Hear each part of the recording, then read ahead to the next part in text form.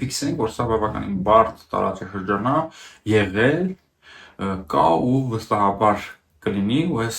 կրոնաէթնիկական թեմաները անդադ խմորվելու են, ինչքան մենք չնկատելու ենք բուն քաղաքականությունը նաև պայմանավորված է տարածաշրջանի դեմոգրաֆիական, ժողովրդագրական մարտահրավերներով, լրջագույն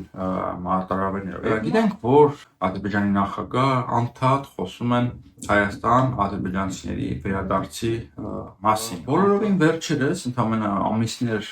առաջ, Թուրքիայի նախագահ Էրդողանը Վրաստանի նախագահի հետ հանդիպման ժամանակ շատ անակնկալ խոսեց Վրաստան մեծացի թուրքերի վերադարձի անհրաժեշտության մասին, խոսքը 400,000 մարդու մասին է, իսկ Ալիևը խոսում է Հայաստան էլի պլյուս մինուս 300,000 մարդու վերադարձի մասին։ Բայց այս երկու երկրները, Թուրքիան եւ Ադրբեջանը, չգիտես ինչի անդադ ուսում են Հայաստան ու Վրաստան, ինչ որ զանգված վերադարձնել հետո չի, ահագին մարդ է 300,000, 400,000, պարզա այդքան չի լինի, ասել կարող ենք արձանագրել, որ նոր քաղաքականության մեկնարկ է, որը դրվել է Էրդողանի եւ Ալիևի կողմից, եւ պարտադիր չի, որ այնց վաղը կյանքի կոչվի։ Ոտներս կաղկցած փորձում ենք առաջ շարժվենք, այն դեպքում, երբ որ տեսնում ենք, որ հարևան երկրները քաղաքականություն են մշակում, որը մեզ կարող է պայթեցնել, ոչ միայն մեզ, նաեւ Վրաստանին, որ մենակ գրավելով չի, կեցել ջարդելով չի, նաեւ մշակութային էքսպանսիա կարող է լինել։ Մշակութային էքսպանսիան կարող է փոխել մտածողություն, կարող է փոխել աշխարհայացք, կարող է ընդհանրապես բարոյական տեսանկյունից զինաթափել։ Եթե դու ուզում ես ունենալ ազգային պետություն, դու պետք է պաշտպանվես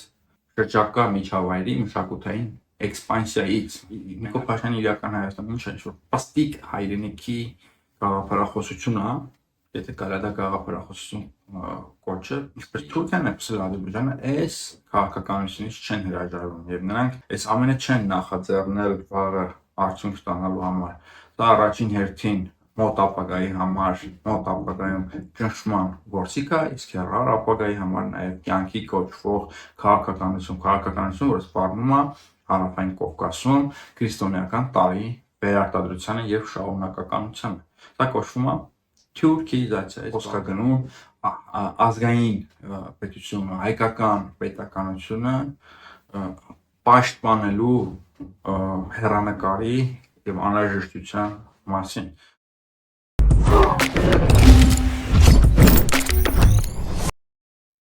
Ընկերներ, ողջույն, ընդհատակի զրույցները շարունակվում են։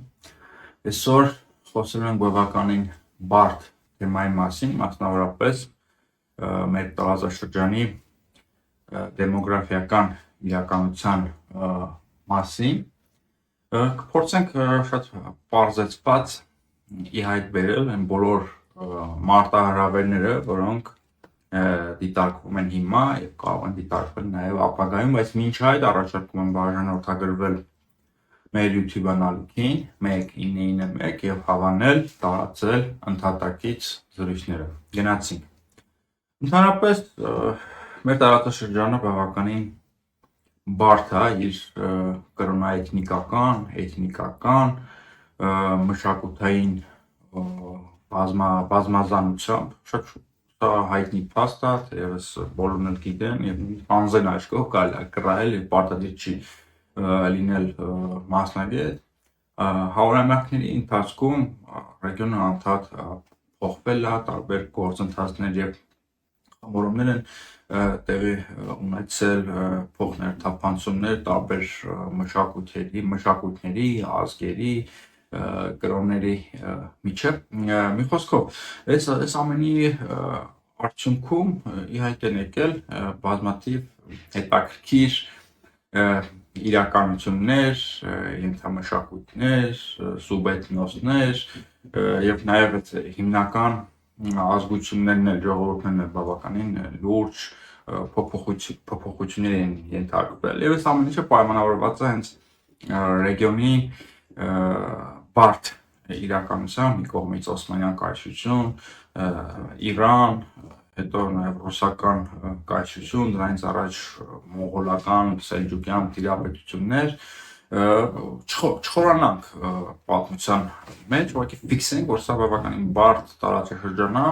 եղել, կա ու վստահաբար կլինի, ու այս կրոնաէթնիկական թեմաները անդադ խմորվելու են, ինչքան մենք չնկատելու տանք, ինչքան էլ առօրյական, պրիմիտիվ, վուլգար քաղաքական թեմաներով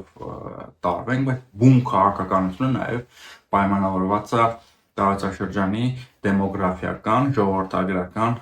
մարտահրավերներով, լրջագույն մարտահրավերներով։ Եվ հիմա անցնենք, սա փոքրիկ նախաբանն էր, անցնենք բուն թեմային։ Գիտենք, որ Ադրբեջանը հատկապես 44-օրյա պատերազմից հետո Ադրբեջանի նախագահ անդադ խոսում են Հայաստան ադրբեջանցիների վերադարձի մասին, անդադ այս խոսակցությունը կա, որ ադրբեջանցիները պետք է վերադառնան, վերջին ելույթներ հիշենք Ադրբեջանի նախագահի իրենց ակադեմիայի 80-ամյակի արդիվ, որ ասում էր, հա, ադրբեջանցիները պետք է վերադառնան ոչ թե տանկերով, այլ ավտոմեքենաներով, եւ հայ ժողովուրդը թող չվախենա այս հեռանկարից, որովհետեւ ադրբեջանցիները որտեղ որ ապրում են, խաղաղ են եւ խնդիրներ չեն ստեղծում։ Եվ կա մի ուրիշ դրվագ, որը դուրս մնաց հայկական մեդիայի ուշադրությունից, բոլորովին վերջերս, ընդամենը ամիսներ առաջ, Թուրքիայի նախագահ Էրդողանը Վրաստանի նախագահի հետ հանդիպման ժամանակ շատ անակնկալ խոսեց Վրաստան մեսխեցի թուրքերի վերադարձի անհրաժեշտության մասին, խոսքը պլյուս մինուս մոտ 400,000 մարդու մասին է, իսկ Ալիևը խոսում է Հայաստան էլի պլյուս մինուս 300,000 մարդու վերադարձի մասին։ Այսինքն տեսնում ենք, որ եւ Ալիևը եւ Էրդողանը զուգահեռ այս թեման, անդադ վերադարձի թեման վառան պահում, չգիտես որտեղից, չգիտես ինչի, անակնկալ անդադ խոսում են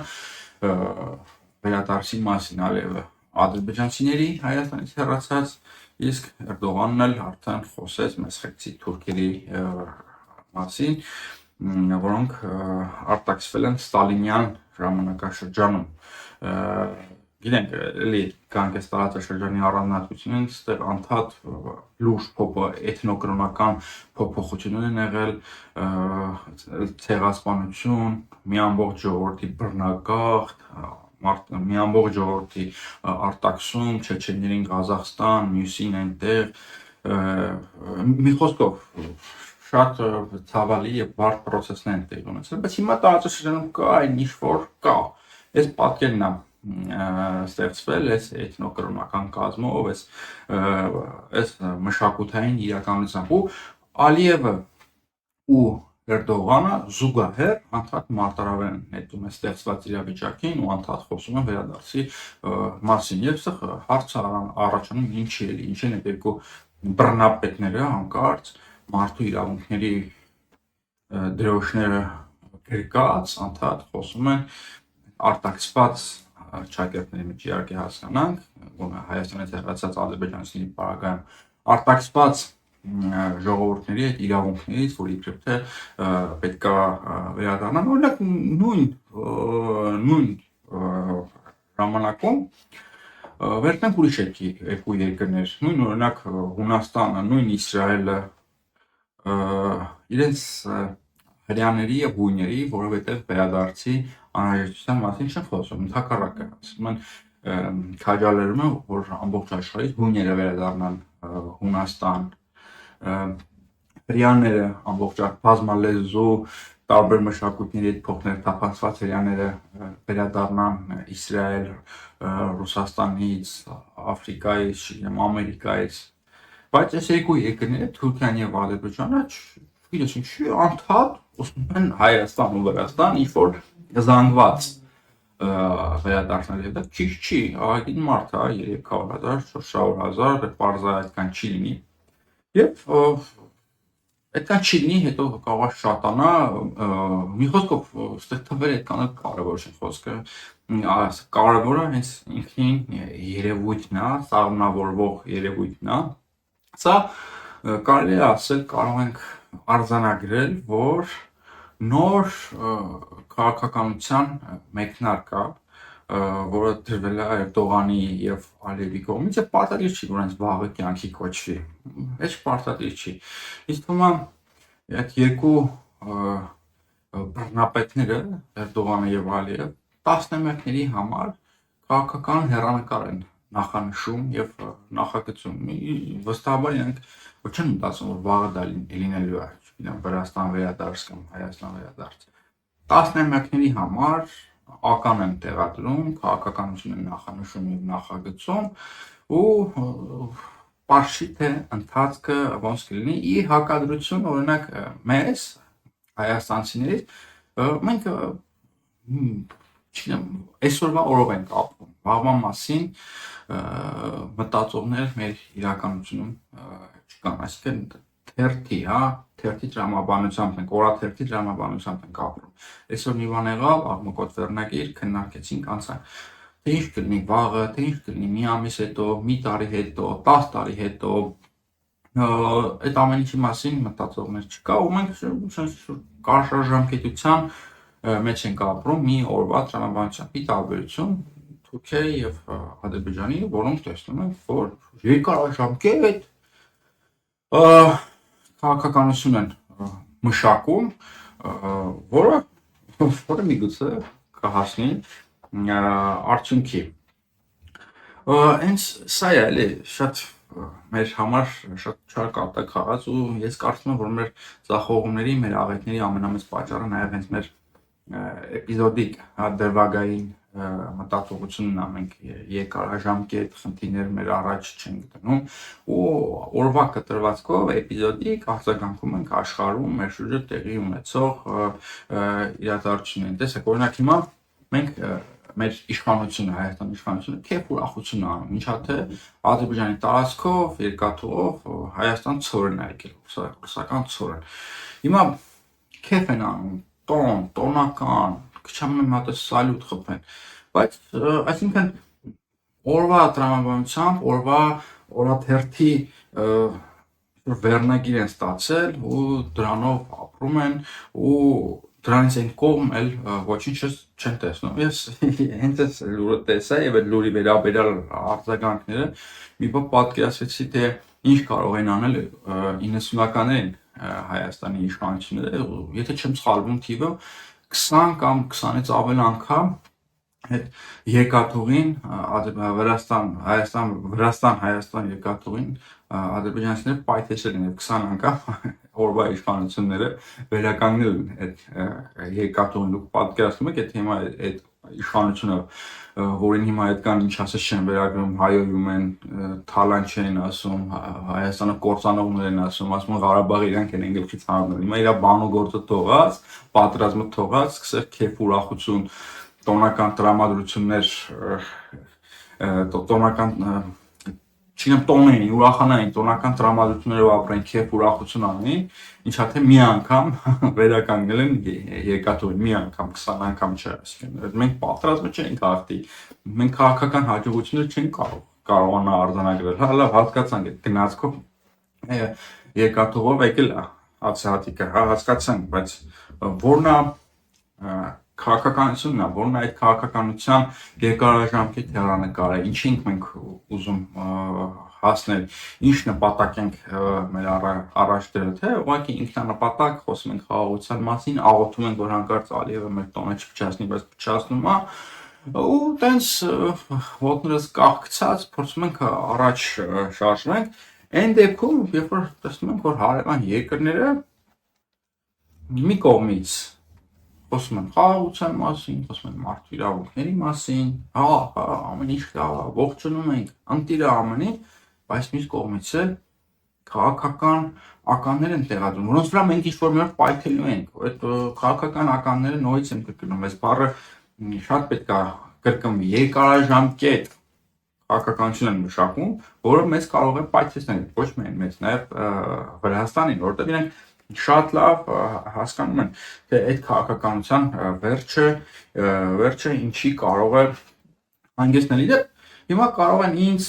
նաև մեր մյուս գործընկերներին, ովքեր խոսում են այս խնդրի մասին, մեղադրել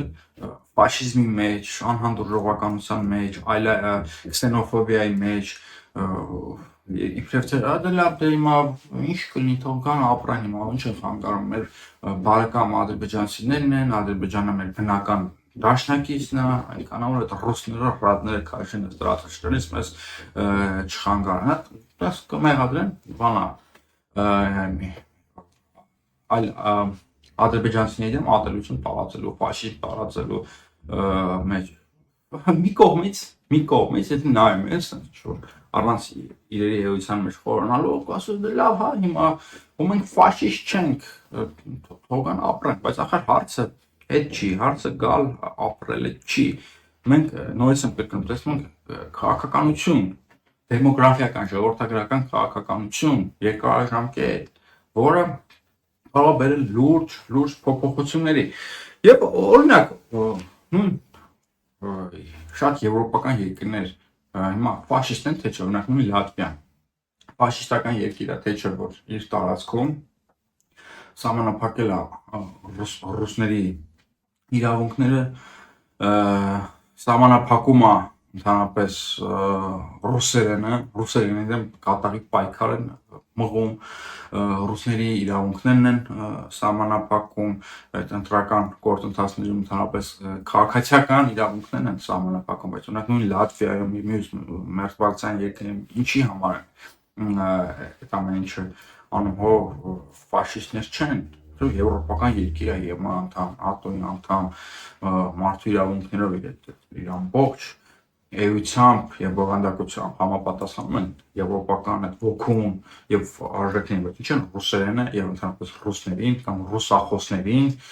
կաշկանդում եւ սահմանափակում ոտնահարելով նրանց քաղաքացիական իրավունքները, որտեղ լրջագույն վտանգ են զգում հարևանությամբ գոյություն ունեցող կայսրությունից, տեսնում են նրա կայսրության մշակութային իմպերիալիզմի վտանգավոր մարտահրավերը, որը դրսևորվում է, խոսքը մշակութային իմպերիալիզմի մասին է, խոսքը նրա մասին չէ, որ ռուսները սա գնալու են Լատվիան, Լիտվան, Էստոնիան գրավեն, ու մենակ գրավելով չի, դեցել ջարդելով չի, նաև մշակութային էքսպանսիա կարող է լինել, եւ ամենազոր կատարյալ, սիրուն, ռուսերեն, ռուսաց լեզվի միջոցով մշակութային ազդեցությամբ դա հասկանալով փորձում են կաշկանդել, որովհետև մշակութային էքսպանսիան կարող է փոխել մտածողություն, կարող է փոխել աշխարհայացք, կարող է ընդհանրապես բարոյական տեսանկյունից զինաթափել մարդկանց, ինչ նկատի ունեմ, այսինքն եթե կայսրության իմպերիայի մշակութային ազդեցությունը արմատներ է գցում, բնականաբար փոխում է մտածողություն, փոխում է աշխարհայացք, եւ այդ արդեն փոփոխված մտածողությամբ եւ աշխարհայացքով մարդիկ պատրաստ չեն դիմադրել այդ նույն իմպերիային, որտեղ արդեն մտածողությամբ կդառնան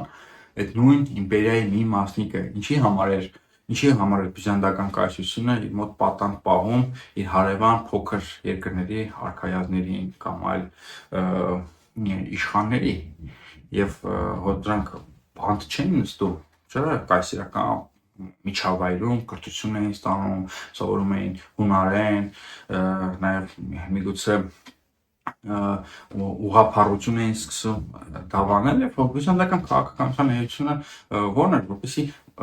իր մշակութային մեծ ազդեցությամբ փոխի մտածողությունը, փոխի աշխարհայացքը եւ ներառի իր համակարգի մեջ Սա քաղաքականություն եւ հիմա արդյոք Լատվիան ֆաշիստական երկիր է, որտեղ սահմանափակում է ռուսների իրավունքները, նույն Ուկրաինայում էլ է ինչ է սահմանափակում եւ հիմա Ուկրաինայում ոնց որ թե ռուսերեն խոսալը այդքան էլ նորաձև չի եւ չի ողջունվում, ընդհակառակը խրախուսում են ուկրաիներենը անդադ լիքը մտավորականներ, լիքը մարդիկ, որոնք առաջ միգուցե ուկրաիներեն չեն խոսացել, սկսում են ցուցադրաբար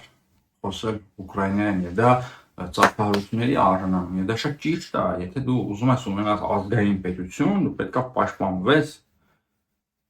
շրջակա միջավայրի մշակութային էքսպանսիայից, մենակ նորից եմ կրկնում, ծեծ ու ջարդով, այրունով, հրետանիով չի, հասարակություններին առաջին հերթին գրավում են մշակութային էքսպանսիայով, հասարակություններին գրավում են առաջին հերթին դեմոգրաֆիական ճիշտ քաղաքականությամբ եւ հետո նոր բանկերով, հետո նոր հրետանիով, ավիացիայով եւ այլն։ Եվ հիմա ինչի համար է առաջին հայացքից կապ ունեցող բաները ասեցի, որովհետեւ մենք տեսնում ենք թուրքական իմպերիալիզմի վտանգավոր տեղաշարժեր մեր շուրջը եւ մեր հետ կապված։ Ինչ ենք օրինակ մենք այնպես վախենում, սարսափում կամ իշխանական ռոպագանդան ռուսական իմպերիալիզմից,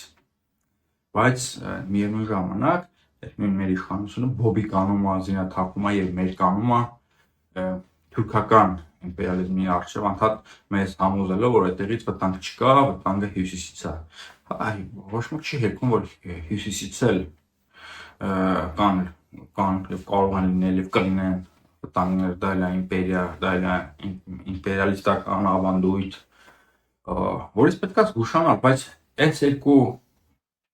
երկրներից ինչի մենք չենք փորձում զգուշանալ, հատկապես որ իրենք չեն թաքցնում իրենց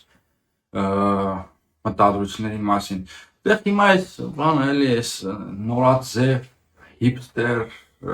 պսևդոինտելեկտուալ բաները մտածողները մեր ժամանակակից արդիությունների մասին խոսող դրանց հեգնանքով, sense ծխելով, սուրճը խմելով, բան կասկածից բանը կարող ասեն, արա դե լավ Բաքվից չեն գալու ապրեն Հայաստանում, լավ դե Ալիևն է մի բան ասեց էլի կամ չգիտեմ Հայաստանի քաղաքական ղեկավարությունը առանց ամոթ ունենալու կարող է ստանձնել Ալիևի մամուլի խոսնակի դերը ու փորձել նրա մտքերը մեղմել կամ մեկնաբանել, իսկապես ամոթ է էլի անկախ եւ ինքնիշխան Հայաստանի ղեկավարը դարձել է Ալիևի մամուլի խոսնակը եւ նրա խոսքը մեկնաբանում է։ Երբ այդ ինչ գործում ես ուրիշ երկրի ղեկավարի խոսքը մեկնաբանում ես, դու իր մեկնաբանն ես։ Եվ գալով այդ Լատվիայի, Ուկրաինայի, Ռուսաստանի օրինակը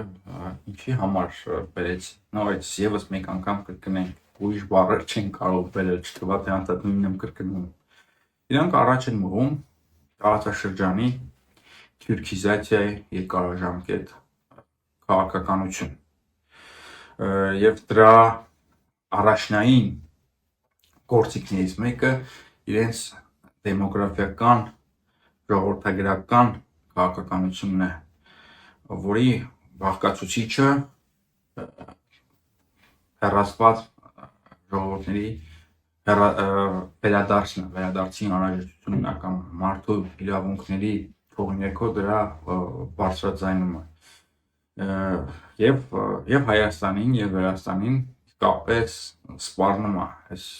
թուրքիզացիան թուրքական ազդեցության գերակայությունը տարածաշրջանում, որովհետեւ եթե նույն այդ դեմոգրաֆիայի տեսանկյունից ենք դիտարկում եւ Հայաստանը եւ Վրաստանը ծերացող հասարակություններ ունեն մեծ թվով արտագաղթ ու շարունակականությունը տասնամյակների տեսանկյունից իսկապես վտանգված է այս երկու ժողովուրդների, այս երկու պետությունների հայերը 3 միլիոնից են քիչ արդեն վաղուց, վրացիները 3.5 միլիոնից են քիչ եւ տեսնում ենք տարածաշրջանում քրիստոնեական տարը վտանգված է երկարաժամկետության